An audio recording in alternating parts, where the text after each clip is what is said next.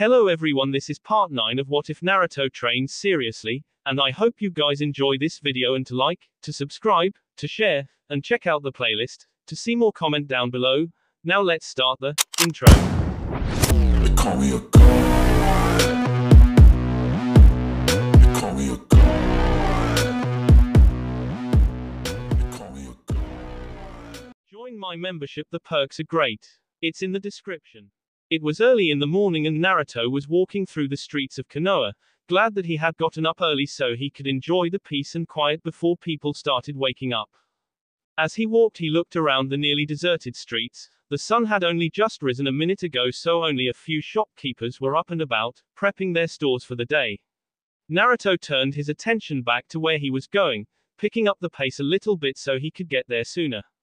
The blonde was on his way to the hospital today, in the hopes of getting his blood tested so that he could find out if his abilities were truly a Kekkei Genkai. Naruto entered the hospital doors and looked over at the front counter, smiling when he saw his sister figure, Shizune. The black-haired woman was the one in charge of the hospital since Tsunade was the Hokage, which meant she was usually here making sure the place was in top shape before they opened. Before going to make sure the blonde Hokage was doing her work, or berating her for drinking, whichever came first. Walking up to the front counter, Naruto tapped on it to get Shizune's attention. Said woman turned around and smiled when she noticed Naruto. "Oh, Naruto-kun, what are you doing at the hospital, and this early in the morning?" Shizune asked with a bit of surprise. It was a well-known fact that Naruto hated hospitals. In fact, the few times he had ever been to the hospital, the blonde shinobi would often sneak out. She remembered at least 6 separate occasions when the blonde shinobi had been in the hospital. Each time he had snuck out and they had been forced to send the Anbu after him and drag him back. So Naruto could imagine why she might be somewhat surprised. "Not much, Shizune-chan. I'm actually here to take the test to see if I have a Kekkei Genkai," Naruto replied, giving the woman his patented foxy grin. Shizune blushed a bit at the smile before her eyes lit up in remembrance. "That's right. Tsunade-sama said you would be coming in to get one. Well, let's get started, just follow me." Naruto followed Shizune as they made their way down the hall. Said blonde had to repress a slight shiver as all the walls looked the same. It was the whole reason he disliked hospitals so much. They were completely bland. Naruto decided to get his mind off the drab environment of the hospital, and started speaking with the woman next to him. "So what have you been up to these past 4 years?" he asked. "Oh, not much," Shizune replied. "Mostly I've been working at the hospital and trying to keep Tsunade-sama out of trouble." "Bet that's pretty hard," Naruto spoke with a knowing grin. "Knowing Bachan, I have no doubt you've been constantly forced to babysit her and make sure she doesn't get herself plastered." "You know you shouldn't call Tsunade-sama something like that," Shizune said with a semi-stern glance, though she let out a giggle at the end. "Perhaps, but when have I ever cared about what I should and should not do?" Naruto smirked at the black-haired woman. "That's true," Shizune admitted with a smile. They quieted down as Shizune opened the door to one of the rooms, gesturing for Naruto to go in while she came in behind him. "Just sit over on the bed," Shizune said as she closed the door and began going through the cabinets. Naruto grunted in acknowledgement as he walked over to the bed, sitting down and closing his eyes as there was nothing to look at but the dreary walls. A little while later Shizune walked up to him. "Hold out your arm, please." Naruto opened his eyes and did as asked. Shizune tapped his arm a few times before finding the vein she wanted. Sticking in the needle, Shizune twisted a capsule on it, making blood begin to flow into the vial at the end of the needle. Naruto watched as his blood bubbled into the vial with an odd sort of fascination. He had only gotten a blood test done once, and that was when he was 3, so this was a new experience for him. "There," Shizune said as she pulled out the needle and set on the table. She went back to wipe off the blood and fix the wound. However, when she turned around she saw Naruto wiping off the blood himself, with the wound already completely healed, and remembered his QB healing factor. "Thanks, Shizune-chan," Naruto said with a smile as he stood up. "It's no trouble," Shizune replied as the two walked out the door and back to the front. "Tsunade-sama will be busy for a while, but I'll make sure she gets this sometime next week," Shizune told him as she sealed the vial in a blood seal. Naruto nodded. "That's cool, thanks again." Shizune waved to him as he left, walking back out the door. Looking at the sun, Naruto figured he still had several hours to kill before the council meeting. Naruto decided to walk around Konoha. It was still fairly early, so not a lot of people were out, just a few shop owners who were setting up stores. As Naruto looked around the street, he spotted the Yamanaka flower shop, which was just opening. Changing direction, Naruto made a beeline for the store. As he opened the door, the bell rang, signaling his entrance. "Hello, what can I owe Naruto-kun?" Ino said in surprise before her voice turned flirtatious. "So what can I get you, or did you just come to see me?" Naruto resisted the urge to groan. Despite having obviously grown up and gotten stronger, it was still plain to see that Ino had not lost her fangirlish tendencies. Still, Naruto figured it would be rude to not converse with her. "Not this time, I'm afraid. I just came in to get some flowers." "Oh." Ino's voice dropped a bit in disappointment. "So who are they for?" She figured Naruto was getting them for Sakura. "My parents," Naruto said with a sad smile. "Oh." The platinum blonde found herself cursing for ruining such a good mood. "In that case, I would suggest a bouquet of roses," Ino said as she led Naruto to the section where the roses were. She began to rearrange them before putting them into a plastic wrap. When she was done, Ino led Naruto to the front desk. Typing in a few numbers on the cash register, she rung up his total. "That will 150 yen. Naruto nodded and with a puff of smoke had Gama-chan out of its seal. Opening it up, he grabbed the necessary money and handed it to Ino. "Thanks, Ino," Naruto said as he grabbed the roses. He was just about to leave when Ino grabbed his hand. "Wait." Ino stopped him as she remembered something Sakura had told her. "I heard from Sakura that you were the author of a certain book." Naruto smirked. "You mean Loveless, right?" "Yeah, I'm the author." Naruto grinned. "So you a fan?" he asked. Only to sweat drop as Ino was suddenly right in front of him, with hearts in her eyes and his book in his face. "Is it just me, or do all women seem capable of the Hiraishin when they want something?" "I can't believe you wrote this," Ino squealed. "This book is my absolute favorite.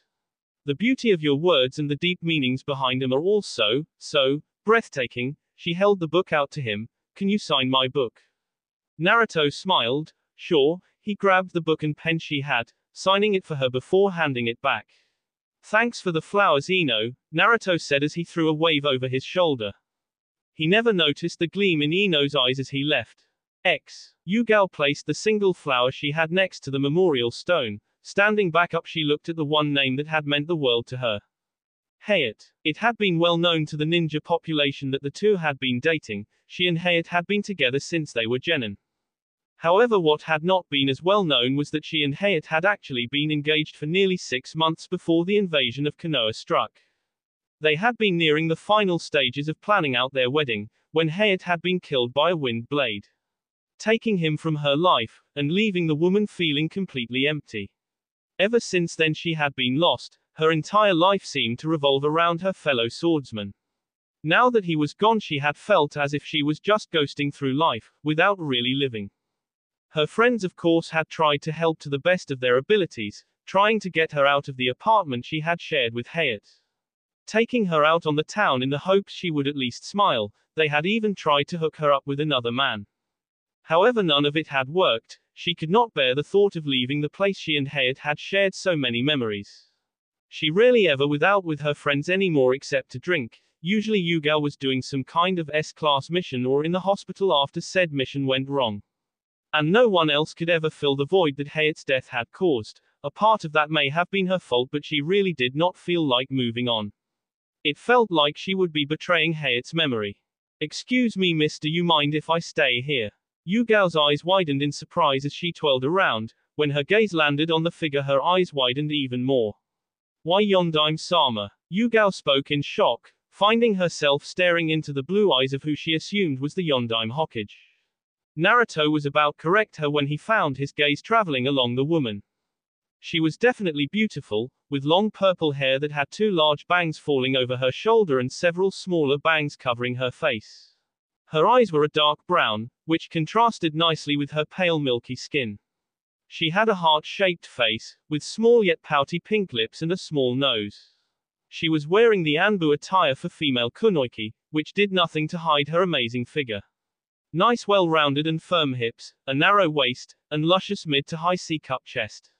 All in all, the entire woman was the epitome of beauty, yet it was not these qualities that attracted his attention. It was that he knew this woman. X. Flashback. A 5-year-old Naruto was huddled in a corner of an alley trying to hide from his pursuers. He had gone out of his home in one of the alleys in the low-class district of Konoha to get some food from the garbage. Something he had been forced to do for several months now, since the orphanage had kicked him out. When several drunk civilians had noticed him and began to throw various objects and chase him, claiming that he was stealing. Naruto instinctively knew that they really just wanted to justify beating him. It did not happen often, but the occasional time he had been seen people would make some trumped-up claim and do what these people were doing just now. Well, what do we have here? He looked up and his eyes widened before he was kicked in the chest. His malnourished body hit the wall, making him cough up blood. The man who kicked him lifted the blonde by his throat, slamming him into the wall before slamming him on the floor. The man then stomped on his back and Naruto screamed as it felt like his spine snapped in half. Do you not like that? The man asked in a drunken and whiny voice. Too bad. The man laughed as he kicked Naruto on his stomach, before raising his foot up to stomp on his face. Naruto closed his eyes as he waited for the inevitable blow. It never hit. After nearly a minute of nothing happening, Naruto opened his eyes to see a young girl standing in front of him. She had long purple hair and was wearing black clothes. She wasn't very tall and looked to be around 15 years old. On her face was one of those funny masks that Naruto had seen answering to the old man in the funny hat. She was currently grabbing the man's leg, keeping it from hitting him. Who the hell are you? The man said in anger and disgust. You better be on your way, girly, or we're gonna, He cried out as the leg she had in her hand on previously was suddenly sliced off by a sword the young woman had pulled out. You people disgust me, picking on an innocent child because of his burden. She slashed the man across the throat, killing him. She turned to look at the other two men who, despite being drunk, were sober enough to realize the danger they were in. Both were NWT cowering in fear as the woman stalked towards them. 2 quick slashes of her sword and a fire jutsu later they were dead and burned to ashes. She turned around and walked to Naruto, who huddled up against the wall. Please don't hurt me.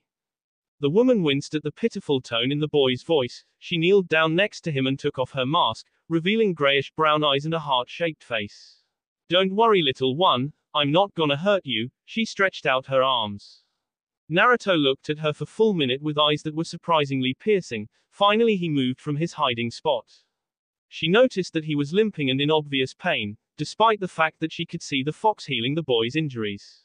She ignored that as she picked the little blonde boy up and noticed that he was far lighter than he should be, an obvious sign that he was malnourished. She decided to take him to her apartment and get him some food. She may not be able to do much, but she would help where she could. That very same day Naruto had been given an apartment by the Sandaime, who had been looking for him. Naru-chan. Naruto ran out of his room and quickly wiped the smile off his face as he went into a pout, crossing his arms and puffing out his cheeks. I told you not to call me that. I'm sorry, Naru-chan. Yugao smirked. She loved how easy it was to tease this boy. It had been nearly 2 months since she had found him. The Sandaime had made her Naruto's personal bodyguard until he entered the academy in 6 months. Yugao-ne-chan, Naruto whined as Yugao laughed. Naru-chan, I want you to meet my boyfriend Geku Hayate. Yugao introduced a sickly-looking man with a bandana headband and sword strapped to his side. What? Naruto cried out, getting surprised looks from the two. I thought I was your boyfriend. Yugao made some choking sounds as Hayate laughed at her. Why you-chan are cheating on me with younger men? Perhaps I should tell Hokage-sama that you're robbing the cradle. Yugao shot him a glare, but Hayate just laughed while Naruto looked just confused. Flashback end. Despite the fact that he had not seen her since he started the academy when he was 6, Naruto could never forget that face. She looked exactly as she had 10 years ago, though he noticed that she had bags under her eyes, a sign that she had not been sleeping well. Her eyes also held a great sadness in them, a void that left her empty. Yet even with that, Naruto found that she was still as beautiful as ever. It's been a long time, hasn't it, Yugao? Naruto greeted, startling the purple-haired woman. Yugao scrutinized Naruto as she got a closer look. It was then that she noticed the 6 whisker marks on his cheek and realized who he was. Naruto. Yugao said incredulously, I didn't even recognize you. You look older. More mature. Naruto questioned with a grin, devilishly handsome.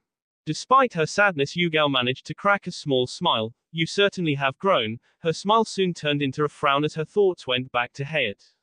Naruto sighed at seeing this. So you don't mind if I? He trailed off as he held up the flowers. No. Go ahead, Yugao said as she moved over.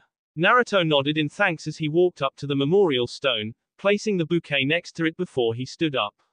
He looked over the many names that were listed there, before finding the two that meant the most to him. Kushina Uzumaki and Minato Namikaze. Naruto placed his hand on the memorial stone, letting his fingers ghost over the names of his parents. He took a step back and moved over to the left, allowing Yugao to take a place beside him. You know, I find it kind of funny, Naruto said, making the purple-haired Anbu turn towards him. Every day for nearly 6 months I would meet my team here, yet not one time did I ever look at this. All this time my parents were right here and I never even knew. That is a little ironic, Yugao replied as she stared at the stone. You're here to see Hayate, right? Naruto asked after a moment of silence. Yes. Naruto looked over at Yugao as he heard the crack in her voice, closing his eyes as he realized that it was still a sensitive subject for her. I'm sorry, he apologized in a small voice. Not your fault, Yugao said, though Naruto knew from her tone that she did not want to talk about it anymore. Naruto and Yugao stood there for several long minutes, neither saying a word while one mourned her loss, and the other mourned what would never be. It was a little while later that Naruto turned his head, feeling a chakra signature enter the area. There was a swirl of leaves, as an Anbu sushied next to them. Namikaze-san, Tsunade-sama has requested your presence in her office, the Anbu said. Naruto nodded, thank you, tell her I'll be there shortly. As the Anbu nodded and disappeared, Naruto turned to Yugao. He placed a hand on her shoulder and gave it a comforting squeeze before he too disappeared. Yugao watched until the blonde was gone, looking back at the memorial stone one last time before she left to see what S-rank missions she could take. You called Bar-chan. Naruto greeted as he appeared within Tsunade's office, right before he was forced to duck under a paperweight. You know, despite growing up a bit, you're still a brat, Tsunade said with a scowl. Naruto just grinned as he sat down in one of the seats that were in front of her desk. Maybe, but you still love me. Tsunade smiled before gaining a dismissive demeanor. Whatever, Gaki. So what did you call me in for? Naruto asked, knowing that there was still about an hour before the council meeting started. Tsunade sighed as she started speaking. I figured now would be a good time to inform you about your new duties as a clan head. No doubt Jiraiya skipped out on all of the important information when he spoke to you about this. Naruto laughed. That's true. In fact, the only thing Ero-sensei taught me about was the CRA, which he seemed rather excited about. I'll bet, Tsunade said with a scowl. Remind me to beat that pervert the next time I see him. In the hot springs of Konoha, Jiraiya let out a loud sneeze before covering his mouth and nose in the hopes no one heard that. Unfortunately, Hana Inuzuka was one of the women currently in the hot springs, and her enhanced senses were able to pick up the noise easily. Jiraiya soon found himself running from a mob of women who had all sorts of weaponry, threatening him with death and castration. He continued to run, however his luck ran out when he slipped on the wet surface, hitting the ground hard as the woman surrounded him, giving off that aura of death that all women gain when they are about to cause someone extreme pain. Soon shouts of pain were only eclipsed by the women's shouts of pervert. I'll be sure to remind you, Naruto said with a grin.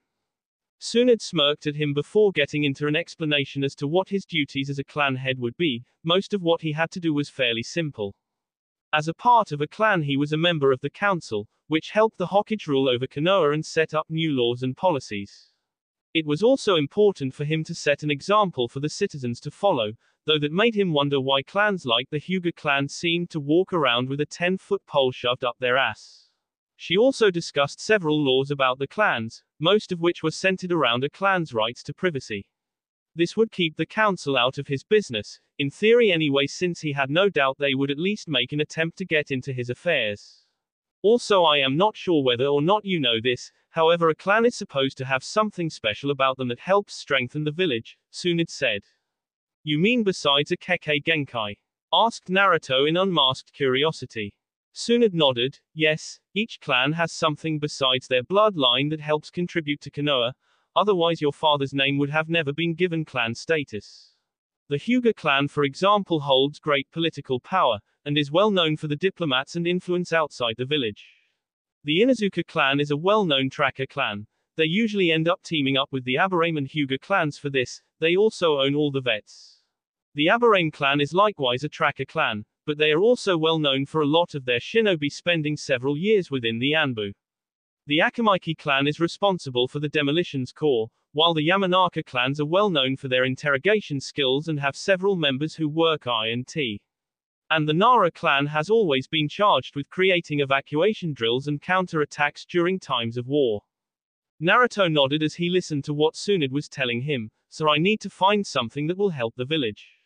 Yes, Tsunade said, your father had been planning to do this eventually, but was unable to before he died. So it will be up to you to find out a way to better Konoha. Think of this as something of an initiation test to see if your name is deserving clan status. Naruto nodded, very well, I actually think I already have something that will work. Tsunade aired an eyebrow at how fast he thought something up, but did not speak as Naruto continued. As you know, my father was well known for fuelinjutsu, which Jiraiya told me I inherited. I think it would be beneficial if I came up with several seals that would help Konoha. What kinds of seals are we talking about? Asked Tsunade, intrigued with what Naruto was saying. Well, most people never go beyond the standard sealing scroll and exploding tag, many of which I can produce in a higher quality. However, there are also several seals I can design that can help people with more subtlety. I was thinking about what happens when our ninja are captured and slated for torture. What if they had a seal that could be activated by either chakra or blood that would allow them to escape? I'm listening, Tsunade said as she grew more and more interested by the second. Okay, what I'm thinking of are several seals that could be used for this. The first is a seal that will store a certain amount of elemental chakra in it. Any kind would do, though I recommend wind. When the seal is released, the wind is shot out in several blades, which will form a protective sphere around the user.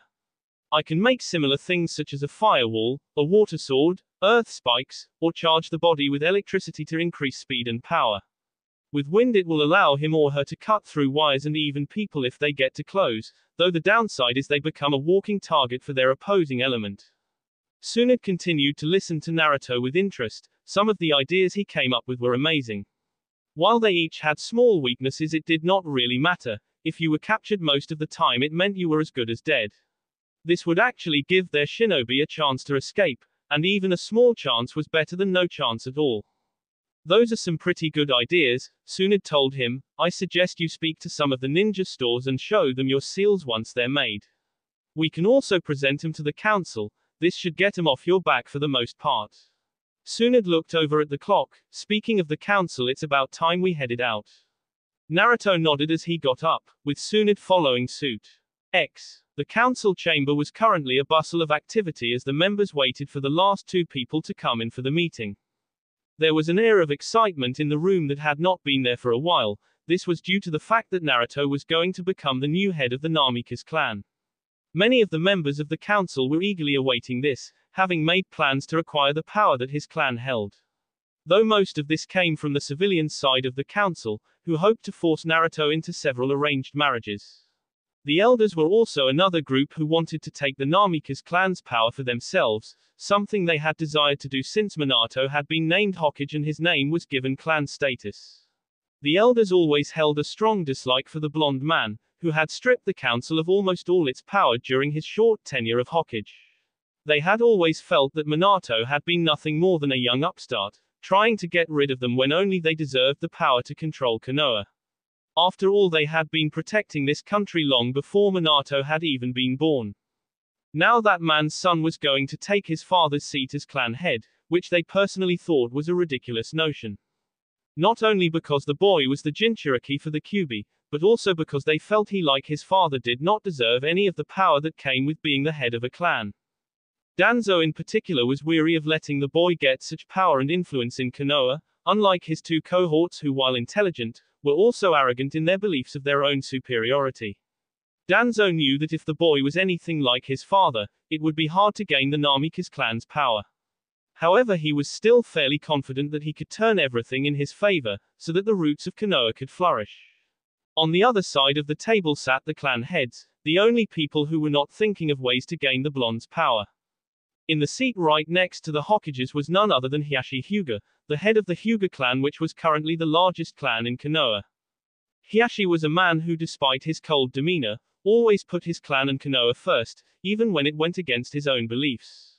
That had been the main reason he had pushed Hinata so hard during her training. It had been his hope that she would push back and eventually grow into a strong clan head. However, it had only been in recent years that the young girl had shown just how strong she could be, which surprisingly enough was the same reason or person that the council had been called for. When Hiashi had heard that Minato still had a son, he had been ecstatic. It was not well known, but Hiashi and Minato had been rivals during their academy and genin days. Minato had graduated as the Rookie of the Year, with Hiashi following behind him in second place. At first it had been extremely humiliating to be beaten out by a clan less orphan. This had caused Hiashi to push himself to be stronger, always trying to outdo Minato in everything. It had not been until the Chunin exams that Hiashi and Minato became friends. Hiashi had faced off against the blonde ninja during the third stage of the exams, and despite the blonde being 2 years his junior, Hiashi had lost badly. Despite the fact that his defeat could be considered one of the most humiliating days of his life, Hiashi had seen something during that fight. He had been able to see that Minato had been what Sarutobi would call a carrier of the will of fire, that he would often speak of. It had been that will and determination for change which had formed Hiashi's friendship with the blonde. Later on he and Minato had made many plans for when Minato became Hokage, one of which had been the blonde's plan to help Hiashi get rid of the bird cage seal. Unfortunately, Minato had sacrificed his life when the Kyuubi came and attacked the village. When he had found that out and that the beast that killed his friend had been sealed, Hiashi had desired to order the young child executed despite his friend's last wish. It had been both a great shock and horror when nearly 14 years later, he had received news that Minato's son and living legacy was in fact the child he had wanted executed. This had brought shame to Hiashi, who was disappointed in himself for not realizing who Naruto was sooner, especially for someone who was recognized for his all-seeing eyes. It was because of this that Hiashi vowed to himself that he would support young Naruto, giving the young blonde his and his clan's backing. 2 seats from Hiashi was Sume, the clan head of the Inuzuka clan. This clan was well known for their collaboration with ninja dogs, and the pack mentality. They always believed in looking out for family, and were well known for their fierce loyalty to others. It was because of this that Sume felt she had shamed her clan name by not recognizing Naruto for who he was. Kushina Uzumaki had been one of her best friends during the academy. She and the redhead had been the pranksters of their class. Many times the two would get in trouble for playing pranks, which would end up causing mass amounts of property damage. In truth, this should have been the Inuzuka head's first clue about who Naruto's parents were, with his father's looks being the second clue. Sume had promised that if something ever happened to Kushina, she would take care of the woman's pups, with the red-haired tomboy promising the same. When she had heard that her best friend's child had been the very boy she had hated for containing the beast that killed her husband, the Inuzuka matriarch had been horrified. To find out that she had broken her promise and left Kushina's pup without protection, it was the greatest dishonor she could give. This was why she had promised to herself that she would help Naruto with whatever he needed. Sitting next to the Inuzuka matriarch was Shibi Aburame, the clan head of the Aburame clan. The Aburames were well known as a clan that followed logic, believing that to do otherwise would cause more issues to arise than need be. They were also ostracized, much like Naruto, because of the bugs they carry. That was why Shibi had honored the Yondaim's wish. They knew that Naruto was no more the Kyuubi than their Kikai bugs were them. His clan had been the only one who would really help the boy.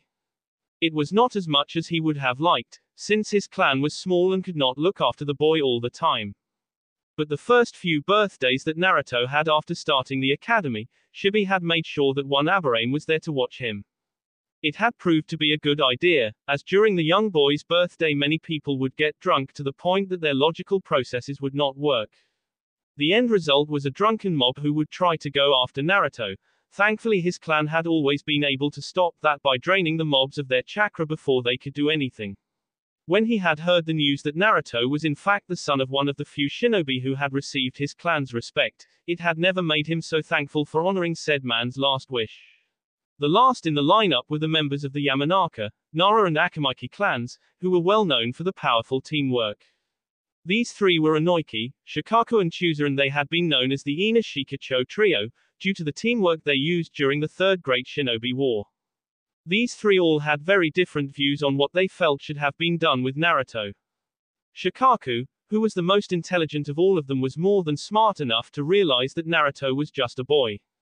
Unfortunately, the man had not done much, for the simple fact that like all Nara members he was too lazy and it would be too troublesome to really do something to help the boy. It was something he was regretting now that he knew of Naruto's heritage. Chusa had been on the fence about Naruto. While he knew that the boy was not the Kyuubi, he was still wary about letting his child near him. Of course, Naruto ended up befriending Chuji anyway, having stood up for the boy when he was being picked on by bullies for his weight.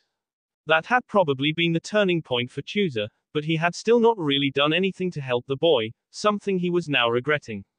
Inoiki Yamanaka was the one person in the group who had wanted nothing to do with the boy, while he had not believed that Naruto was the Kyuubi.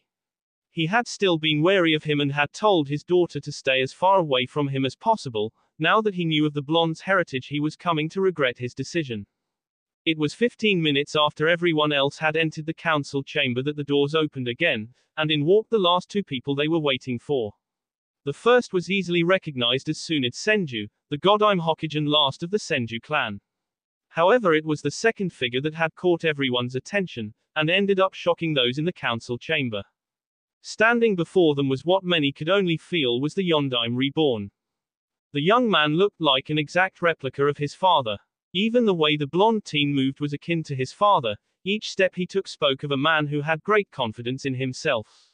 Yet at the same time it showed that he was not arrogant. It was graceful, much like a predator stalking its prey. That, combined with the aura of power and confidence the young man exuded, was enough to make many of the people in the room look at Naruto in the same light as his father. The two blondes walked over to their seats, Tsunade sitting at the head of the council. Meanwhile, Naruto took his clan's seat, which was right between Hiashi and Tsume. Naruto offered Hiashi a nod of acknowledgement, which was returned. Before turning to Tsume and giving the woman a feral grin, that surprisingly enough began to make the Inuzuka matriarch feel hot under the collar due to how feral the look was. It seemed to literally scream alpha to her. Tsunade cleared her throat before speaking. As you are all aware, we are here to welcome Naruto as the new head of the Namikaze clan. But before we do that, I would like to know if any of you have objects to this decision. She looked at all of the council members with a glare, letting them know that she would be going through with this decision anyway. Thankfully no one objected, though the main reason behind this was less than savory. Good, then I hereby bestow upon Naruto all the rights, responsibilities and privileges of a clan head, Tsunade said. And now that that's out of the way, we can. Actually, Hokage-san, Danzo said with an impassive face, though on the inside he was feeling quite smug. There is one thing we must discuss with Namikaze-san. Before he could complete his sentence, he was stopped by a growl. Danzo, along with everyone else, turned to look at the source of said growl in surprise. It was Naruto, who was currently glaring at Danzo. I suggest you hold your tongue when speaking to the Hokage in such a way, Danzo-san. You will refer to her as Tsunade-sama or Hokage-sama as her position dictates. To do otherwise is a vast insult to her, and if Hokage-sama wished, it could be considered as an act of treason. Danzo, along with the other two elders, resisted the urge to glare at the young man. Frankly, they felt that being called out like this was beneath them. But they knew that they would not be able to call Tsunade with anything but respect. Now that Danzo had been called out, and the threat made sure that it would be impossible for them to get away with the small demeaning tactic. Unfortunately, they could not do anything about it. They could no longer risk treating the blonde woman with disrespect anymore, lest they wished to go to jail or worse. However, the only sign they had that conveyed the displeasure was the way they pursed their lips. Of course, Danzo said in a calm voice, though on the inside he was seething. Still, he would not let this boy get to him. He was positive that in the end it would not matter and he would still get what he wanted. I apologize, Namikaze-san, but as I was. I'm not the one you should be apologizing to, Naruto interrupted as he gestured to Tsunade. Danzo grit his teeth but kept his outwardly calm appearance as he turned to the Hokage. I apologize for the lack of respect, Tsunade-sama, it won't happen again. Tsunade looked over at Naruto, who gave her a discreet wink. Resisting the urge to smirk, Tsunade turned back towards Danzo. Apology accepted, Danzo-san. Just see that it does not happen again, she said, emphasizing, San, to let the man know who was in charge. She was so glad she had given Naruto the Tokubetsu Jonin rank. She finally had someone who would help put the civilians and elders in their place. Danzo resisted the urge to glare at Naruto before continuing. As I was saying before, there is something very important that you must know, Namikaze-san. Because you are the last of your clan, you fall under Article D, Clause 36 of the Konoha clan charter. As it states, any last male heir of a new or extinct clan must marry a minimum of 4 women by the time of their 18th birthday, in order to produce strong heirs for said clan so as to keep the clan from dying out. As you are the last of your clan, it is required that you find at least 4 women to wed. As Danzo finished and sat down, another elder, named Koharu, stood up in what had to have been a practiced routine. She picked up a scroll and unrolled it while clearing her throat. Namikaze-san, we of the council have chosen several women who we feel would benefit your clan. I hope that you will. Excuse me, Koharu-san, Naruto cut in with a frown. But I believe that under Clause 37 of the same article it states, until the time of the heir's 18th birth date, neither the council nor even the Hokage have any say in who said heir is to wed. To do so is in violation of said heir's clan rights, as such if the council or Hokage tries to force the heir into marriage before that time. Then said heir has the right to take his clan assets, and leave Konoha. I am only 16 at this moment, Koharu-san. So correct me if I am wrong, but I believe you don't have the power to even suggest who I am to wed, am I right? The Shinobi Council looked at Naruto with a mixture of awe and respect. None of them held any love of the elders or those on the civilian side of the council. So to see them being humbled like this, was definitely a pleasant experience for them. Hiyashi in particular was both amazed and impressed by Naruto's political prowess. To him it felt almost like he was looking at Minato, who was speaking circles around the council. He would have to invite the young man over for dinner sometime. Homura and Koharu narrowed their eyes in anger, displeased that another young upstart was countering their every move. It was like Minato was staring at them and ridding them of their power all over again. It was even worse since this boy was not only his son, but also the Jinchuriki for the Kyuubi. Danzo, despite feeling the same way, did not show his emotions, not wanting to give the young blonde another victory. Likewise, the civilian council was feeling most displeased with the situation. Many of the daughters had been on that list. It had been their hope that they could get some of them to marry Naruto to get into the clan, and then they would be able to use several political loopholes to strip the boy of any actual power. However, until Naruto turned 18 there was nothing they could do, making them regret turning Naruto into a clan head. Tsunade smirked as she looked at Naruto, feeling quite proud at how her godson was handling the council. She knew that the main reason Naruto was able to talk circles around the elders was because of the topic at hand. When Naruto had told her that Jiraiya had gone over the CRA in explicit detail, he had not been kidding. The young blonde knew the CRA's laws better than the back of his hand, having memorized every single sentence of that law, making it the one thing that the elders would never be able to beat him on. Tsunade coughed into her hand, getting the attention of the council. Namikaze-san is right, Tsunade said as she used a more respectful suffix than she usually would when they were in a more private setting. However, you do know that you will need to wed at least 4 women, before your 18th birthday. Naruto nodded at Tsunade as he gave a smirk, one that made the civilian and elders on the council feel unease. Do not fret, Hokage-sama, I am well aware of my obligations in this department, Naruto replied. Fortunately, I have already found 4 such women who I have met throughout the years and fallen in love with. They understand my obligations and have accepted that. So none of you need to worry about me not finding anyone to help me restore my clan. Any last vestige of hope that the civilian council had to gain the boy's powers was lost with that statement. They had assumed that despite being a Namikaze he would still not be able to find anyone to marry, or more like hoped he would not find anyone. That way when he turned 18 they could arrange several marriage for him, and he would not be able to get out of them. Now all of that was a moot point. If I may ask, Namikaze-san, Danzo said as he stood up, there should still be at least one way he could salvage this. If he could find out who the boy was marrying and somehow get them under his thumb, he could use them to get the young man within his grasp. Then he would not only have his weapon, but also the blonde's children as his weapons. Who exactly are you planning to marry? Naruto gave Danzo a cold smile. I am sorry, Danzo-san, however you should know that I cannot tell you yet. It is well known that my father had made many enemies, which have only compounded onto my own. With Iwa and Akatsuki on the loose, it would not be wise for news of my wives to get out right now. I'm sure you understand, the blonde finished with a condescending smile. Danzo's one eye narrowed at the boy. He knew that Naruto was going to become a problem the moment he had found out about his heritage. Unfortunately, Danzo knew that right now there was nothing they could do. The boy was too powerful to take out at the moment.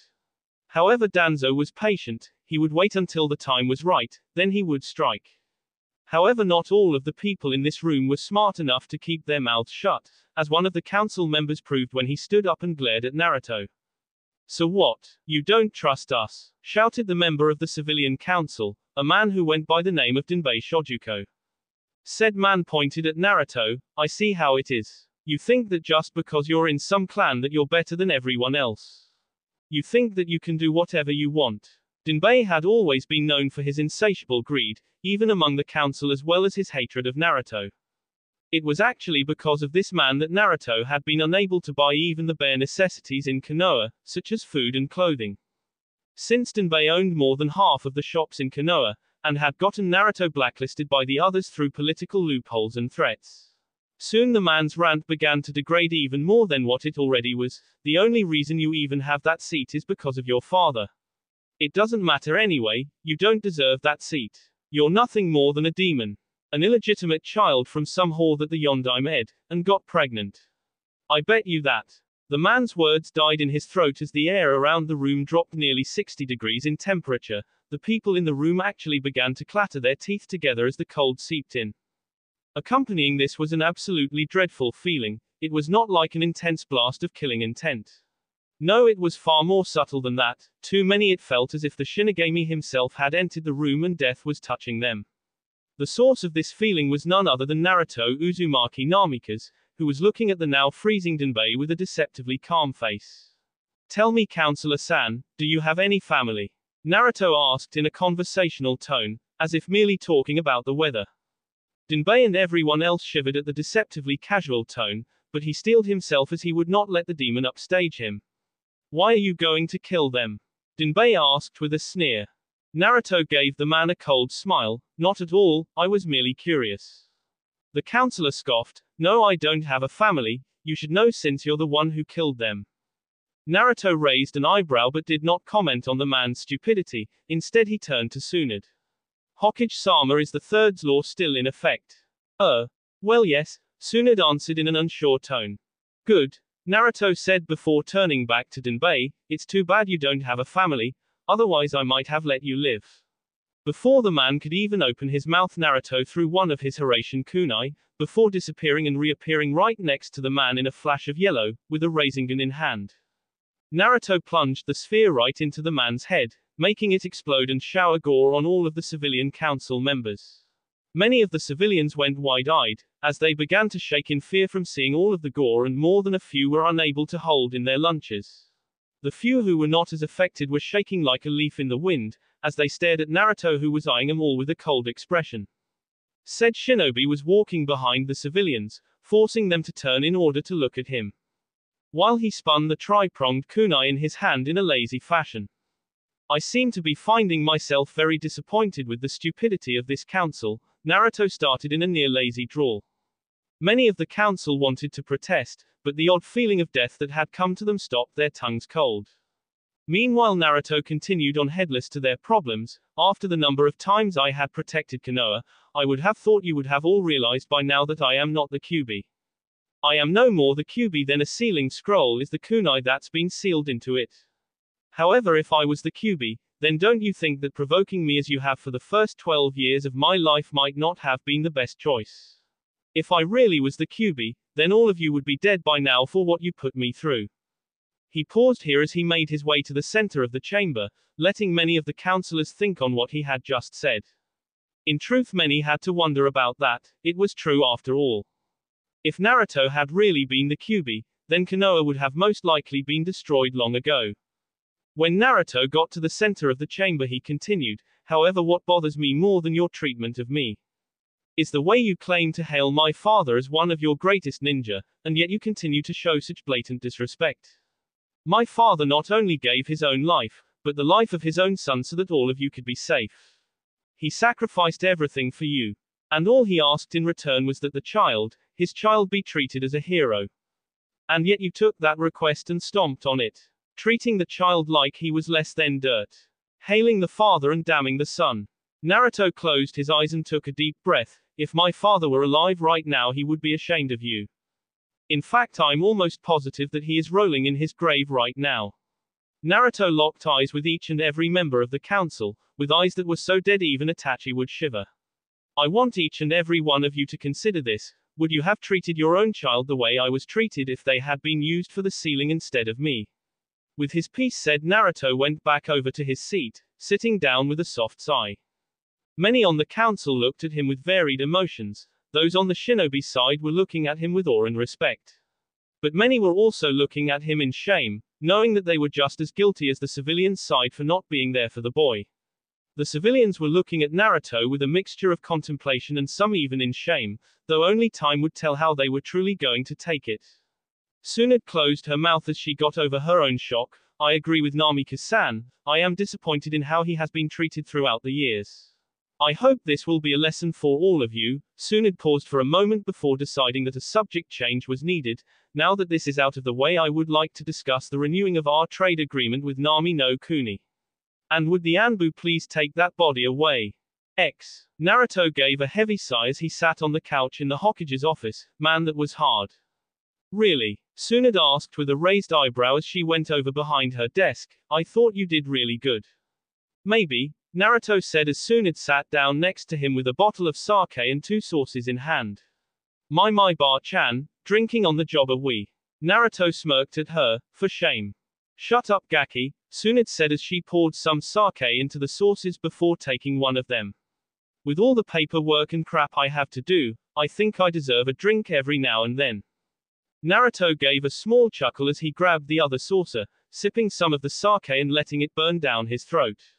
Is this the Kumo imported rice sake? Naruto asked as he took another sip. It is, Tsunade said with a grin as she sipped some of her own. Sounds like you're into sake just as much as I am, if you know that. So you have no right to complain to me about drinking. Naruto took another sip before he grinned at her. Maybe, but since I can't get drunk anyways, it doesn't really matter. Besides that, I'm not the Hokage. Tsunade humped before the two fell silent for a moment, quietly drinking their sake. After a while Tsunade spoke up. When do you think you can have a demonstration for the seals you plan on making?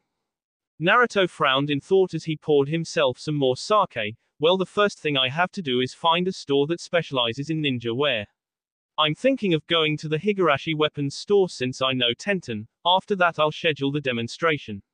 As for the seals, Naruto paused in thought before continuing, they should be done by the end of the week. Most of them are actually things I've been working on for a long time, so they won't take much longer to finish. Tsunade nodded. Let me know when you plan on doing the demonstration and I'll inform the council. You mean the Shinobi Council, right? Naruto said with a grin. Tsunade matched his grin with one of her own and nodded in agreement. After the discussions on trade and other commerce agreements, Tsunade had been going to start discussing shinobi affairs, such as the academy teachings and budget. Before that could happen, Naruto had once again helped Tsunade by kicking out the civilian council. They had of course protested by claiming they had a right to be there. Naruto had just countered the claims by reminding them that, according to the law set down by the Shodaime and Nadaime Hokages, they had no right to involve themselves in shinobi affairs. Of course, now why don't you tell me about your training trip with Jiraiya?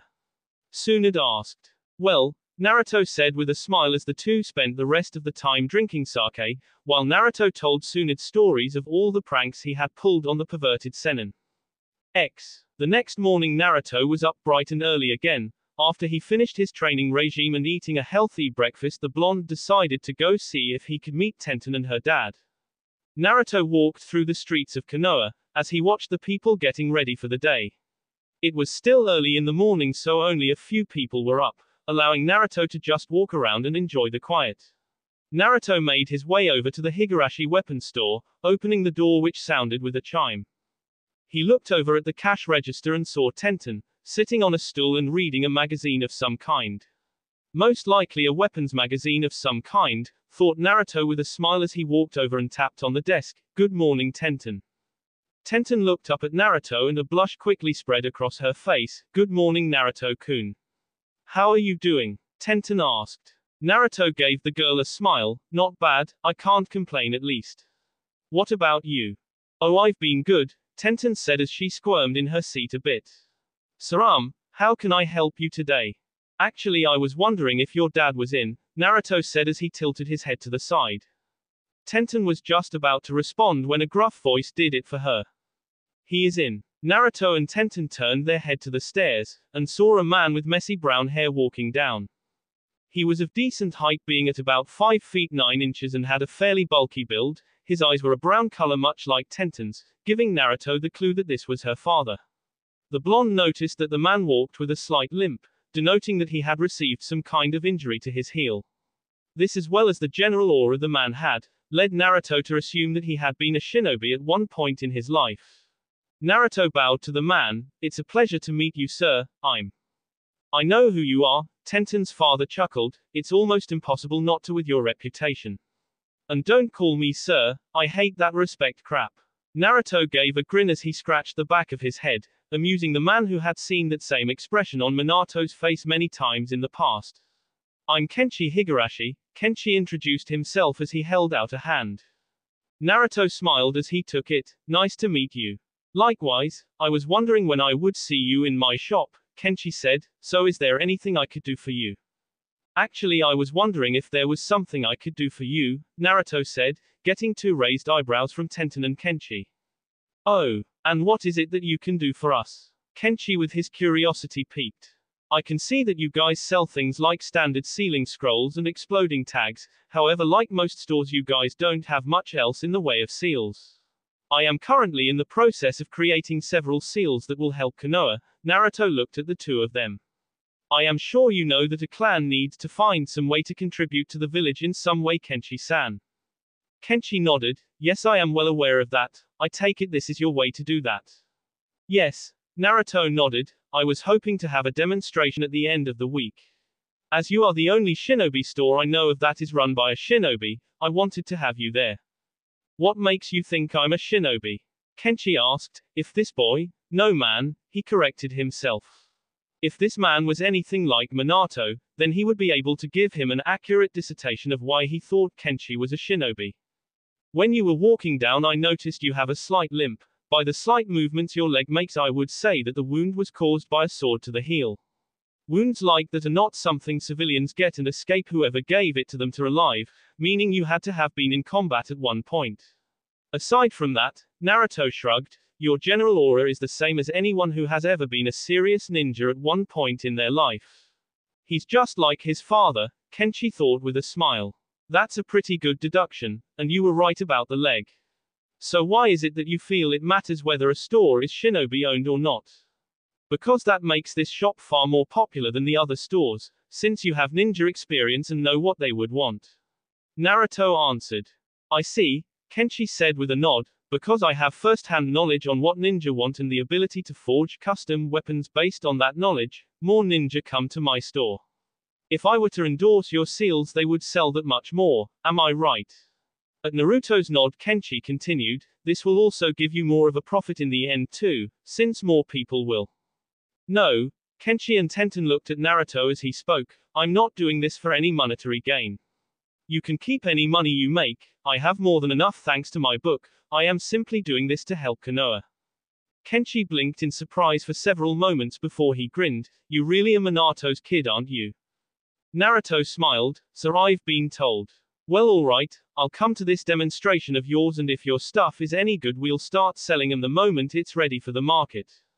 Naruto nodded, I appreciate this, the blonde said before he looked over at Tenten, you're welcome to come to if you would like.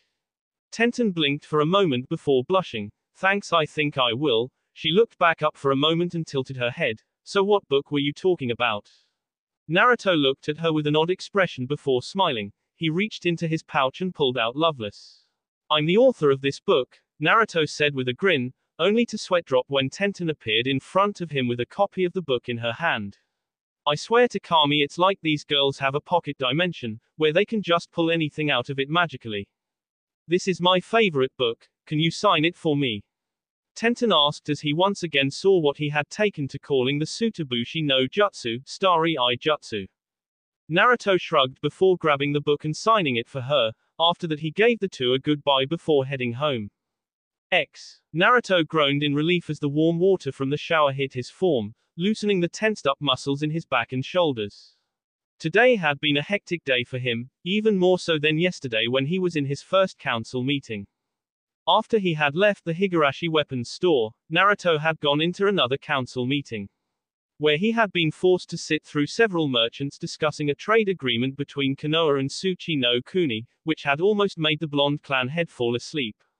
After that he had gone home and did his typical training regime, and then he had sat down at his desk and began hashing out his plans for the seals he wanted to create. In truth, most of them were already done, he just needed to finalize them. He had several powerful seals that he was sure would be useful to Konoha, things like sensor seals that could be used to set up around a camp when on long-term missions. Trap seals that even a genin could set up, that when triggered would release anything from a fire jutsu to a paralytic poison. Sometimes things like that were all that were needed to complete the mission, and get back home safe. However, the ones he was really wanting to show Tsunade and the others were not the ones that were done on paper, but a powerful seal array that should make capture and rape statistics drop. However, that seal was also the one he had yet to really finish, as well as the one that was the hardest to complete. Naruto turned off the water as he stepped out of the shower, grabbing a towel he dried himself off as he made his way into his bedroom. He threw the towel in a hamper as he walked over to the closet. Opening it, he made his way inside. Naruto began to leaf through his clothes, looking for some formal wear for this evening. Normally the blonde would not be caught dead wearing formal clothing, however he had been eventually forced to get some. Kyuki had bought him some formal kimonos for when he made his appearance before the Haru Council, so that he could look good when he and Kyuki presented him as her fiancé. Something he planned to do once he managed to get rid of Akatsuki. Naruto sighed as he picked one out and began to get dressed. Tonight he had been invited over for dinner by Hiyashi Hyuga. Knowing just how much power that clan held, Naruto knew declining his invitation would not be an intelligent idea. Hinata Hyuga was nervous. This would not surprise anyone who knew her. Despite the young woman making strides towards bettering herself as a kunoichi, she was still a shy and soft-spoken girl. It was something that had never changed about her, even her continuous improvement with her taijutsu and byakugan. So the fact that Hinata was nervous would not surprise anyone, however this time she felt she had a valid reason for it. That reason being her father Hiyashi, who was currently smiling. It was well known that Hiyashi Hyuga almost always kept up the cold Hyuga facade. He said it had something to do with presenting a noble aura to those beneath them. Whatever the reason for it was, Hiyashi was not one to smile, ever really. Sure, he would occasionally when Hinata was progressing well in her taijutsu, however this was something that had only happened recently. Now he was smiling for what seemed to be no reason, other than the fact that they had a guest. Apparently one important enough that her father was smiling about it. This was not really a shock, of course, due to their status and political power both in and out of Konoha. They would often receive visiting dignitaries. However, none of them were important enough for Hiyashi to actually be happy about seeing them. This was what made her nervous. The fact that she was going to be meeting someone who was important enough for Hiyashi to smile about meant that she would need to be even more Hyuga-like, for lack of a better term, than usual. Which due to her kind nature was something she had a problem doing. Hiyashi-sama, your guest has arrived.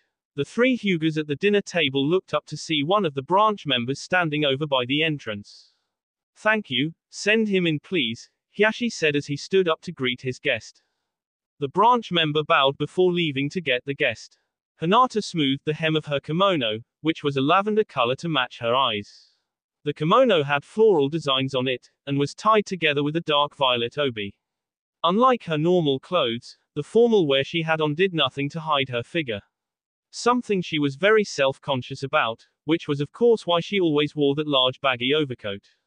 Taking several deep breaths to help her calm down, the young Hyuga heiress looked over at her little sister Hanabi. Said sister was currently sitting with her back straight, and wore the impassive Hyuga stare. She was wearing identical clothes to Hinata, except that hers were in the opposite colors. Hinata turned her head towards the door when Hiyashi began to walk over to it, and had to hold in a gasp of surprise. The person who her father had invited over was none other Naruto. Hinata quickly looked away, and had to start taking deep breaths lest she pass out. When she felt she was calm enough, she looked back to see her father greeting the blonde shinobi. "Welcome Naruto-san, I am glad you could make it," Hiyashi said as he shook Naruto's hand. Naruto gave a nod as he took the offered hand. "Thank you for inviting me Hiyashi-san, I appreciate it." "Not at all," Hiyashi replied easily as he waved the thanks away. Naruto followed the man as he moved over to sit down. When they were both seated, Hiyashi gestured to his daughters. "I believe you have already met Hinata," Hiyashi said. Naruto smiled at the girl. "It's a pleasure to see you again Hinata." Hinata felt heat rise to her cheeks, but thankfully was able to keep herself from hyperventilating.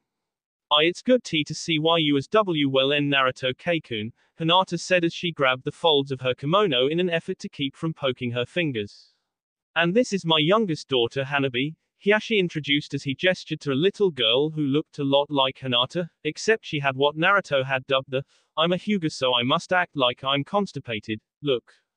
"It's a pleasure to meet you Hanabi-san," Naruto said with a smile.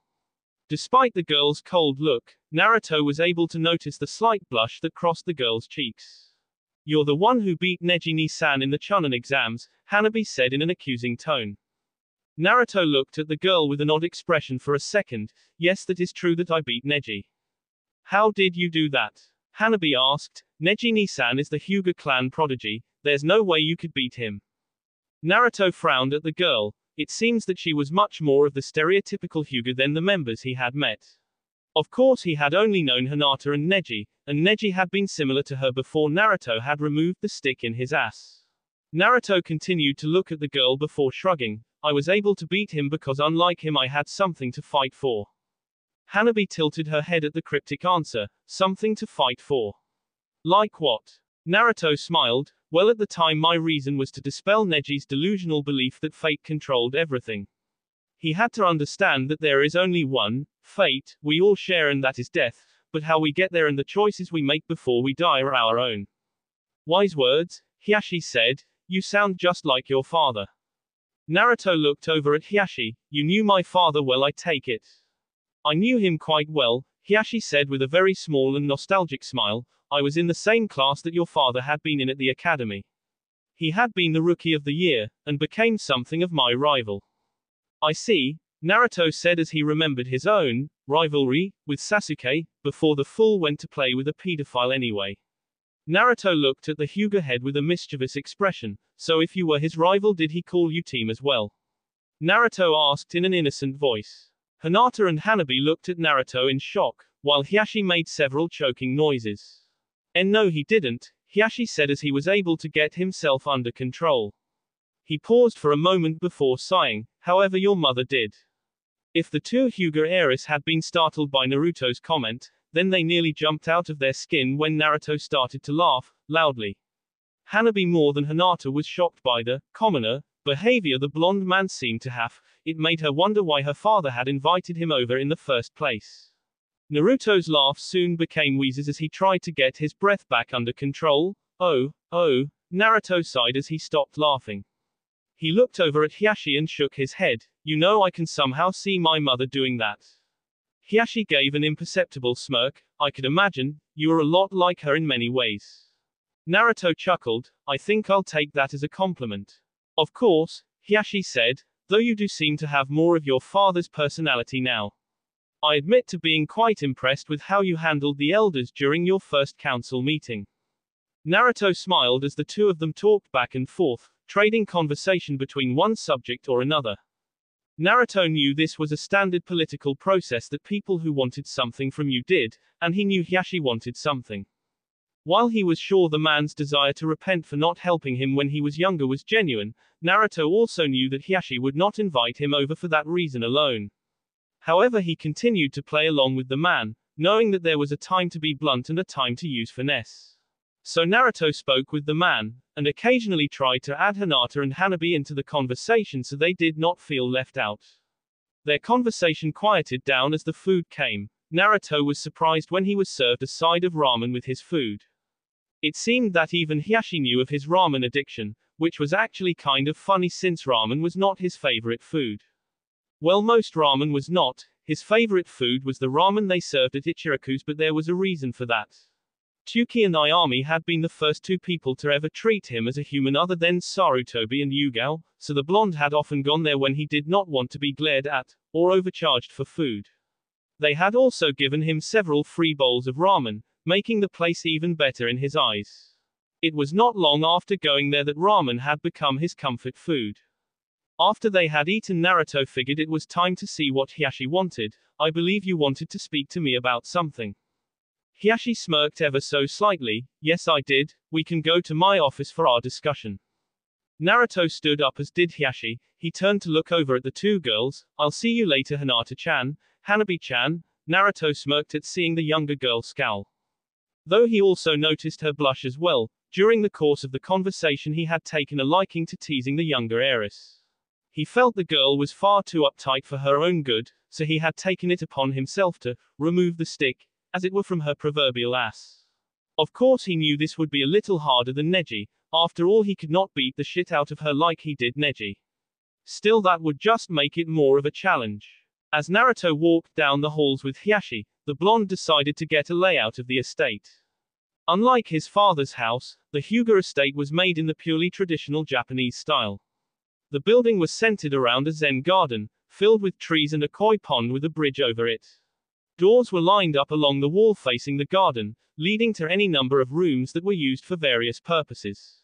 The place was definitely nice. Naruto had to admit that, though the atmosphere was a little too stuffy for his tastes.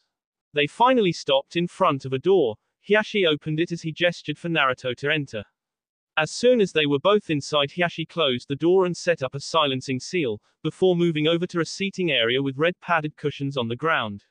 Following the Hyuga head's lead, Naruto sat on one of the cushions with his feet under his rear and his back straight. Hiyashi looked at him with a calculating gaze before speaking. I am sure you are well aware that the Hyuga clan is currently the largest of Konoha's clans. It also goes without saying that we are the clan who holds the most political power. No Hokage has ever been selected without our support. That is even more true now, since the only clan that could contest with us is no more. Naruto nodded at what the man was saying, narrowing his eyes in thought. The blonde picked apart Hiyashi's hidden meaning. You are saying you will support my position for Hokage. However, I assume you also want something for this, otherwise you would not have invited me over for dinner. Hiyashi managed to crack a small smile. You are quite astute in your observations, Naruto-san, truly your father's son. Naruto nodded at the compliment as the man paused another moment, before heaving a deep sigh. Yes, I do have something I wish to ask of with you, or more like I need your help with something. I am sure you know of the bird cage seal. Hiyashi asked. Of course, Naruto said with a nod. The blonde's mind soon came to a conclusion as to why Hiyashi had invited him over for dinner. Still, he did not say anything, preferring to hear it from the Hyuga head's own mouth. What was not as well known was that Minato and I had planned to do away with the seal, Hiyashi said. I take it he was going to force the Hyuga elders to get rid of the seal by showing its inherent weakness, Naruto said, and then offer up a counter seal for all Hyugas to wear. Hiyashi did not show it, but he was greatly impressed with the boy's ability to figure things out with only a little bit of information. Yes, he was. It was our hope that this would eliminate the differences and bridge the gap between our two families. Naruto closed his eyes for a moment. Do you know how far my father got? I believe he was able to create the replacement for the bird cage seal, Hiyashi answered. However, I know for a fact that he had not even been able to get started on finding the bird cage seal's weakness. Naruto opened his eyes and looked at Hiyashi. I will help you with this. To be honest, I had planned on getting rid of that seal anyways. This will make it much easier to do so. Hiyashi sighed in relief as he and Naruto stood back up. Moving over to his desk, Hiyashi pulled out a scroll. This scroll contains the bird cage seal for you to study, Hiyashi spoke as he handed Naruto the scroll. Naruto took his and placed it in his pouch. I will get back to you sometime within a month. By then I should have both the replacement seal and the weakness to the bird cage seal. Hiyashi gave a nod as he let Naruto out. I appreciate the help, Naruto-san. Not at all, I'm happy to help. Naruto replied as he walked out of the room. Hinata watched as Naruto left her father's study, and began his trek back to the front gates. She followed the blonde boy, making sure to always stay in the shadows so he would not see her. The moment Hinata had seen Naruto here, she had realized this was her chance to confess her feelings for the blonde. She knew that she may not ever get a chance to do so like now, since he was right here in her house. However, she was still having trouble gathering her courage to go up and talk to the boy. The decision was soon taken from her as Naruto called out, "You can come out now, Hinata." Hinata's eyes widened in shock. How had he seen her? This had never happened in all the years she had followed him. Something like this was not only unprecedented, but also unexpected. Whatever the case, he had found her, so she had no choice but to come out and confront the blonde. Hello Naruto KK-kun, Hinata said, cursing herself for being so shy. She knew she would never get another chance like this, so she had to take it. She took several deep breaths as she tried to calm her raging nerves, which felt like they were overloading her brain right now. Hinata opened her mouth as she looked at him, only to start swaying on her feet for a little bit. "I will not faint," Hinata thought to herself as she tried to steady her nerves. Finally she opened her mouth. "I love you." The words had been spoken so fast, that had Naruto not had enhanced senses, he was sure he would have missed it. The blonde clan head repressed the sigh that threatened to escape him, while he commended the girl for gathering the courage to tell him that he had really hoped she wouldn't. Perhaps it was naive thinking, but Naruto had been hoping that the girl's shy nature would keep her from confessing, at least until he had something to say that would let her down easy. Still, now might be the best time to nip her feelings in the bud. After all, he did not wish to lead her on with the false hope that they might get together.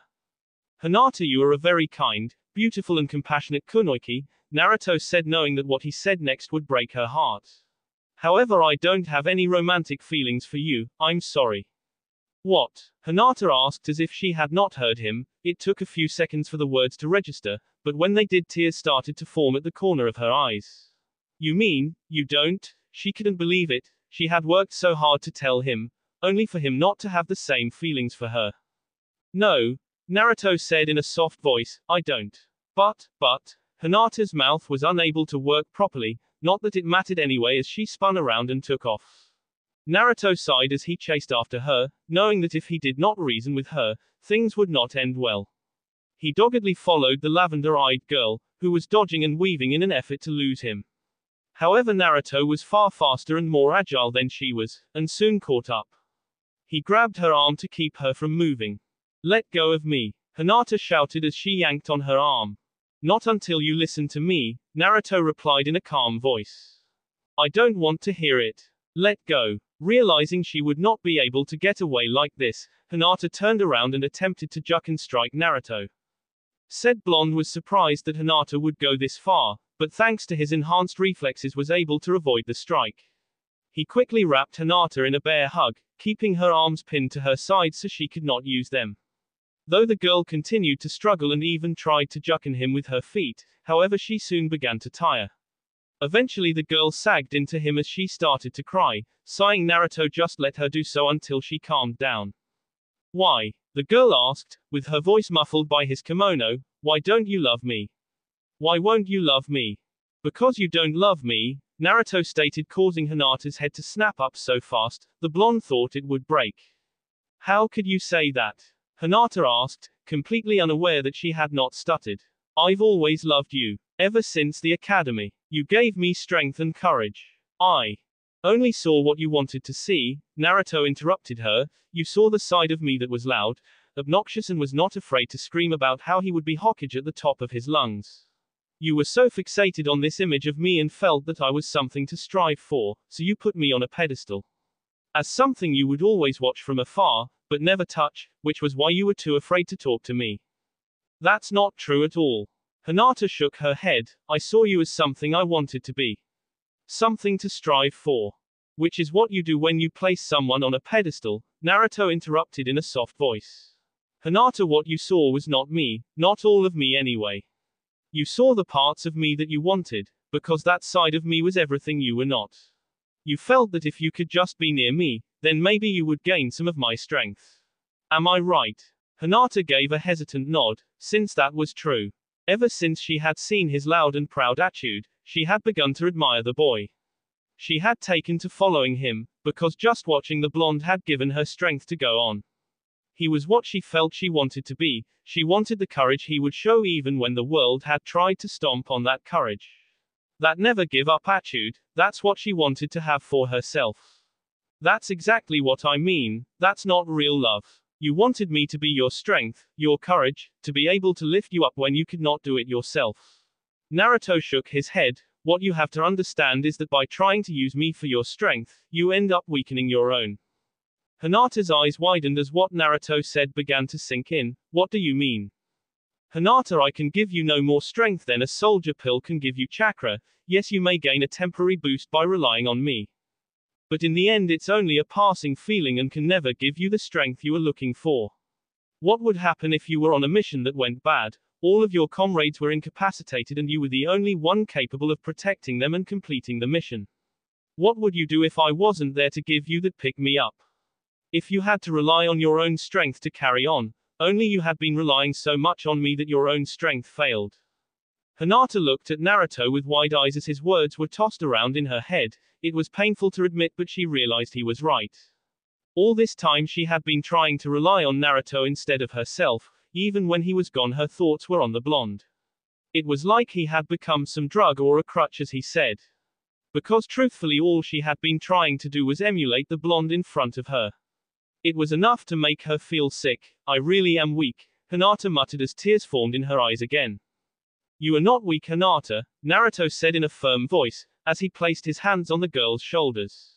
Hinata looked up at Naruto as he spoke. You just have yet to come into your own strength, but it's there.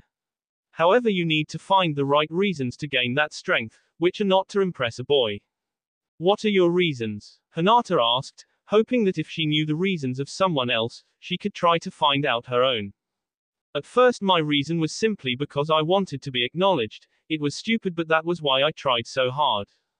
Naruto's eyes began to glaze over and his voice softened as he continued. However, as time went on and I gained people who did acknowledge me, my reasons changed. Naruto looked at Hinata. Now I fight and gain strength so that I can protect the people who are most important to me. The people who I have found a family in, the Konoha 11, the people I met in my travels, it's for them I try to get stronger, so that I can protect them. Hinata was silent for a moment as she thought about her reasons, really thought about them. Now that she was thinking a little more clearly, she realized that what she had been doing was no better than when Sakura and Ino had tried to gain Sasuke's affection. Everything she had done was for Naruto, but now that Naruto made her realize this, she did not really have a reason, or did she? I think I want to gain strength to protect my family, and make them proud of me. Hinata said as she looked at Naruto. I don't want them to think of me as weak, or a burden anymore. Naruto gave the girl a smile. That's a good reason. Wanting to help your family is one of the best reasons anyone can have. I know that with that desire in mind, you will gain strength. Naruto stuck his hand out to the girl. Friends. Hinata looked at the hand and then back to Naruto before smiling. Friends, she said as she took the hand. Naruto stood out on the field with the Shinobi Council, Tsunade, Kenshi and Tenten, all of whom he was going to show his seals to. Now that everyone is here, I figured we'd better get this show on the road, Naruto said as he took out sealing scroll and unraveled it. He unsealed the contents, revealing several different scrolls of various seals, ink and a brush. Grabbing the first seal, Naruto unrolled it. I am sure you all know of the standard exploding tag, which by adding chakra will make it detonate and in some cases can set a timer for a slight delay. But what if they did not just explode? What if instead they launched an A-rank jutsu, or a cloud of deadly and poisonous gas? Are you saying you can create a scroll that has an A-rank jutsu in it? Sume asked incredulously. Naruto smiled. I could tell you yes, but I think it would best to show you. Naruto created a clone who took one of the small tags in the scroll, walking several feet away before channeling some chakra into it as he set the scroll on the ground. The clone puffed out of existence and Naruto turned to Tsunade. Hokage-sama, could you make a cage bushin, please? Tsunade raised an eyebrow but did as asked. Less than a second later a clone appeared. Good, Naruto said as he turned to the clone. I want you to go over to the scroll. As the clone did as instructed, Naruto turned to Hiyashi. Hyuga-sama would be so kind as to turn on your Byakugan and tell me what you see. Hiyashi nodded and did so. Truthfully, he was quite curious to see what they boy came up with. As the Tsunade clone got within 5 feet of the scroll, everyone became shocked as a giant dragon made of lightning launched out of the scroll. It roared as it homed in on the clone, smashing into it before exploding in a shower of sparks. It reacted to her chakra, Hiyashi said, his voice for once filled with awe. The others heard what he said and looked at the now burnt-out scroll in shock. Yes, it reacts to any chakra signature that does not belong to the person who used the scroll, though it can be set to recognize other signatures as well. Naruto smirked as he looked at the gobsmacked audience. As you can see, things like this could easily tip any engagement or skirmish in our favor. Just imagine if you were to create a minefield of these and placed a camouflage dual-layered genjutsu over them.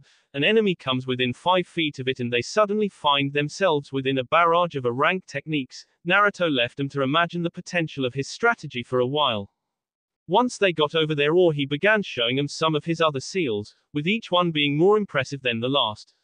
Finally, Naruto got to the seal he had really worked on this week. For this next seal, he'll need a volunteer. It has to be a female. The last request had stopped several of the males from stepping forward. Unfortunately, it also made the females wary. Tsume Inuzuka, however, took it as something of a challenge and stepped forward. Let's see what you've got, pup. Naruto smirked. Very well, follow me so I can apply the seals. Naruto picked up his ink and brush and headed into the tree line. Tsume, despite being surprised, followed him as well. Once they were out of sight, Naruto stopped. Alright, so why did you have to bring me out here alone? Tsume asked before giving a feral yet oddly seductive smirk. Or was it just that you wanted to get me away from the rest of the council, so you could have your way with me? You know, I think you might be a bit young for me, though you are quite handsome. Naruto blinked in surprise as the Inuzuka matriarch blatantly flirted with him. He had truthfully not expected this. Still, that did not mean he was going to be upstaged. Well, you are quite Tsume-chan, Naruto said as he modulated his voice into an animalistic and husky growl, that caused Tsume almost. Unfortunately, that's not the reason, this time anyway. Naruto shrugged. I really just figured you would not want to have to strip in front of all those men. Tsume blushed at those words, but it soon turned to a glare. Flirting was one thing, but asking her to strip for him was not something she would take lying down. Alright, listen here, if you think I'm gonna strip for you, you've got another. She could not get another word in as Naruto's presence literally overwhelmed her senses. Where before he had the strong presence that was found in all leaders, his entire aura right now just screamed alpha. It was so strong that her animal side was actually telling to her bow down and do whatever the blonde said. Do not think I am doing this so I could see you, Tsume. I will not deny that you are quite attractive. However, you seem to forget that I am already engaged to 4 women, all of whom I love. The mere thought of being unfaithful to them makes me feel like committing seppuku. Naruto's glare actually made the Inuzuka woman bow her head submissively. Naruto sighed as he released his dominating presence. I will explain what the seal does while I apply it. Is that okay? He asked. When he received a nod in return, Naruto had the woman until she was in her U. He then began to apply the seals while explaining their functions. By the time he was done, Tsume's eyes were wide. Several minutes later, they came back out to the field. I apologize for the wait, however, we're now ready for the final demonstration. He took no heed of the looks he was getting, or the light blush Hiyashi was trying to hide. They obviously knew what had gone on in the forest, or at least they knew what Tsume had done. Naruto paid attention to none of it as he unsealed a chair. Alright, Tsume, just sit on the chair. Having knowledge on what the seal was supposed to do, the feral-looking woman did as told. Naruto tied her up with steel ninja wire, making sure they were bound tightly enough that she could not move. Naruto turned back to the crowd. Now then, as you know, one of the most serious problems we run into as ninja is the possibility of capture. When that happens, all we can do is try to make sure that we die before we end up cracking from whatever torture we are subject to. However, that does not have to happen. What if we could give our shinobi a small window of opportunity to escape? Hiyashi, I would like you to use your Byakugan to tell me what you see. Naruto did not wait for the man to give an affirmative, before he turned his attention to Tsume and raised an eyebrow in question. He received a nod from the woman, right before he unleashed a concentrated dose of Kyuubi's killing intent. The woman felt her eyes widen as the feeling of fear came over her from feeling the same power that had killed her husband all those years ago. Thankfully, it only lasted a second as the seal activated. The ropes were suddenly sliced apart as a shield of powerful cutting winds encased Tsume, who was completely protected by it. Naruto grinned as everyone was once again rendered speechless. Tell me, Hiyashi, what did you see? The seal activated when you unleashed that killing intent, Hiyashi said, however it was not activated consciously. Correct, Naruto said, this seal is actually several arrays that are located on different areas of the body. You have one seal that constantly stores the excess chakra that all people produce in another seal. The other seals are what creates the wind shield, one to activate it and the other to maintain it. It activates subconsciously when the body is feeling any sort of negative stimuli, whether that be fear or something else. This means that even if someone has their chakra sealed off, the seal can still be activated because it is not dependent on one's ability to use chakra. Because it's based on the body's reaction to their emotions, Tsunade said in shock. What Naruto had just created was not only a complex seal, but something that also required a thorough understanding the human body and human psyche. To come up with something like that is amazing. Naruto smirked, that's not all, now I need a volunteer. This one has to be male. When no one stepped forward, Naruto sighed. Very well, since no one is stepping forward, Shikaku, Naruto chose with a grin. You are going to help finish my demonstration. Shikaku blinked in surprise before muttering a troublesome and walking up. So what do I need to do? Naruto turned to Tsume as the wind shield dissipated. Are you ready for the second stage? Yeah, Tsume said, though she still felt a little skittish from feeling Kyuubi's killing intent. Still, getting a little scared was well worth the knowledge that they could save the lives of their ninja with this. Especially what the second demonstration was going to do. Naruto turned to Shikaku and gave him a mischievous grin. What you will have to do is try to touch Tsume's L region. There were several seconds of pure silence. What? Tsunade and Tenten yelled in unison. Naruto turned to the two. You heard me, this is necessary to show what the other seal does. The two glared at him before Tsunade spoke. Listen here, Gaki, I don't care if Hokage-sama, I have already been told this was going to be required, and have given my permission to allow this demonstration done on me. Tsume interrupted her. Tsunade looked at the Inuzuka matriarch in shock, but don't worry, the pup explained to me what was going to happen, Tsume said. Tsunade sighed, well, alright if you're okay with it. Naruto nodded. Now Shikaku, if you would. Do I have to? The lazy clan head asked. If his wife found out about this, she would have his head. Yes, Naruto said, this is quite possibly the most important part of today's demonstration. That got several raised eyebrows, the clan heads wondering what could be this important. Shikaku sighed as he began to mumble about getting in trouble with his troublesome wife for this. Walking up to Tsume, he reached down towards her crotch. That was when Naruto activated a seal on a scroll he had taken out that launched false pheromones into the air, simulating the lust most bandits and low-lifes released when about to rape a woman. Before Shikaku's hand got 3 inches, it was shocked with a burst of lightning. Damn, that hurt. Troublesome, Shikaku tried to rant, but was too lazy to do as he shook his hand. Naruto looked over to the again shocked crowd. What do you think just happened? For a moment everyone was silent until Tsunade spoke up. You used that odd smell which activated the seal that shocked Shikaku-san. More or less, Naruto answered with a shrug. I have destroyed enough bandit camps that I was able to reproduce the pheromones they release when raping a victim through chemistry. When I released those pheromones, Tsume recognized them and her body reacted instinctively to them. It also reacts to emotions, but since we know that Tsume is not afraid of being raped in her own village, I did it this way. Now that was also a powered-down version of the seal. Had it been at full strength, that shock would have made Shikaku-san's hand useless. Incredible, Tenten spoke. That's an anti-rape seal you just designed, right?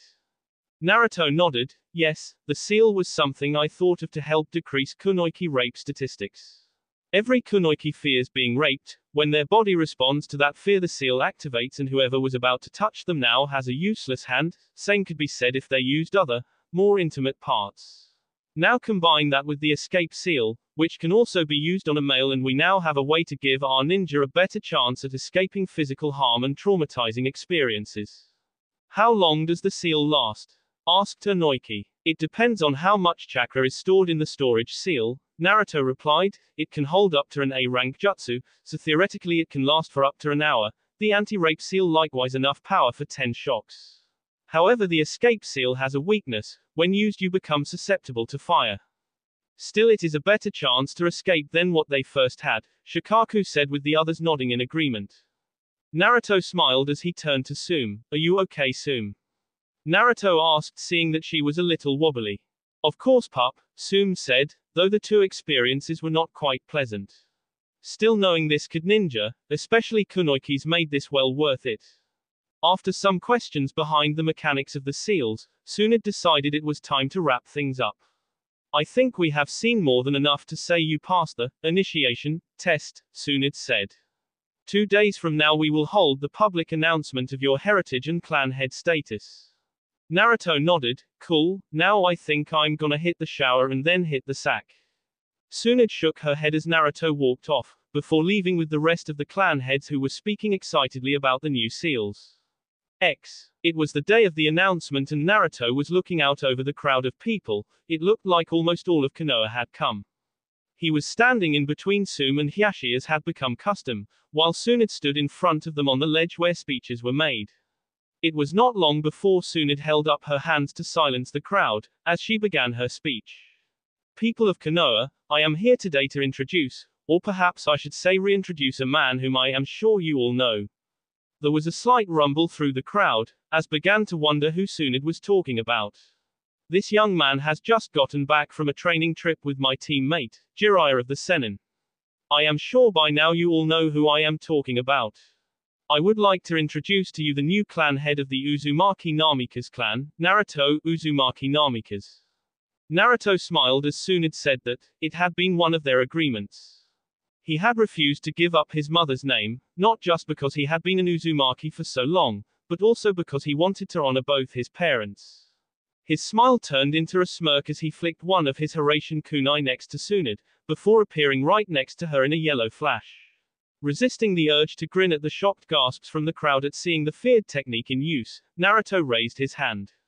I would like to thank all of you for coming today.